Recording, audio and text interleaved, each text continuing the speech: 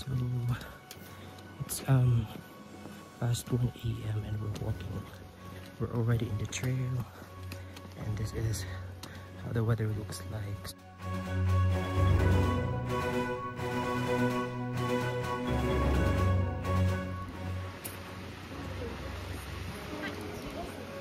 Ufa. Okay, headlight. Headlight man gud. Julian. Headlight. Arian, hi. Hi.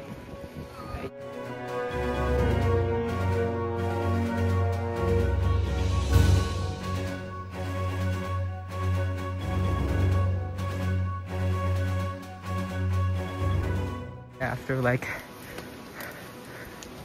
series of ascent, we're here on this very rocky trail. So yeah, there's a big mud, and this is the only way. Oh no, what happened here? I don't know. We're wearing our ponchos given that it's drizzling. We don't know if it's continue to be like this. It will continue to be like this. So I'll keep you posted, guys. Supply lang dito. Wala na akong tao dito, Rufa. Kumusta? Lignaw siya. Malamig siya.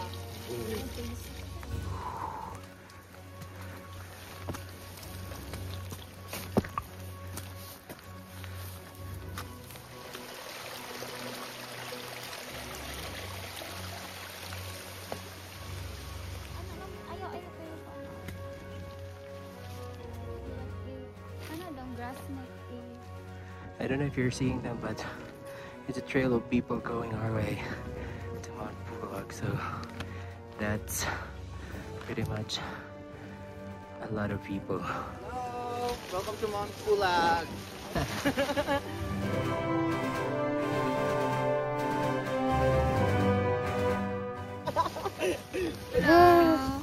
So we reached the summit and it's anong oras na? What time is it? Hindi ko alam eh. Wala, padidit ang buka. Didit na lang. Huy! Bugno kayo ang kamot!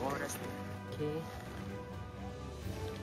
Pero at least mababa na, hindi na masakit.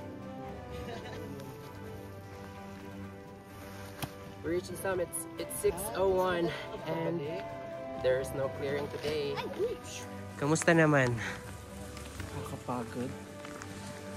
You fuck. Still fighting. Ikaano siya, guys. It's freezing. Spectacular.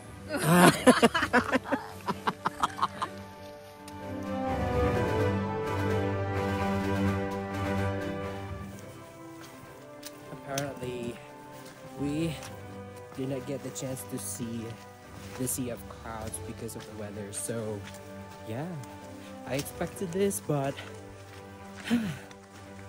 oh my god, I even slipped on our way down. So crazy, right? What's up, guys? We're going down. We're from Mount Pulag, the third highest peak in the Philippines, but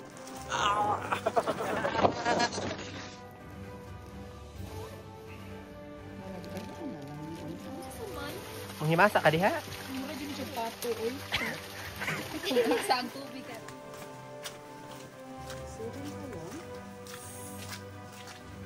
I don't know if you're seeing what I'm seeing, but